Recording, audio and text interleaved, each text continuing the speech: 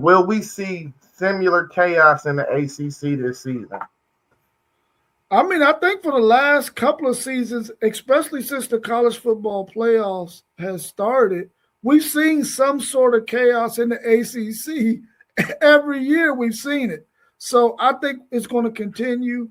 I think when you look at some of the teams that are in this conference and the way they play, and we constantly watch this conference a lot because of our man Mossberg and his Florida State Seminoles, just to see the chaos that we know is going to happen. And this is one of the most chaotic conferences in college football because, like you said earlier, they had a bunch of 8-4 teams who could have possibly at some point been 9-3 or even 10-2 had they won some of those games down the stretch.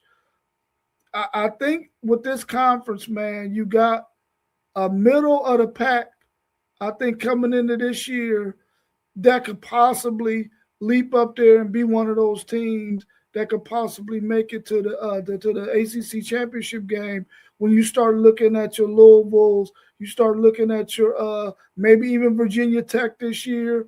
Can Georgia Tech rebound after losing Haynes King? I think that's his name.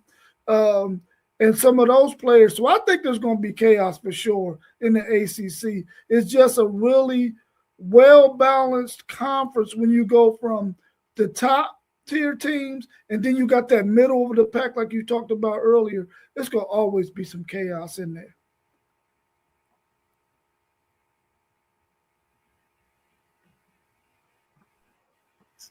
So I think it's going to definitely see some chaos.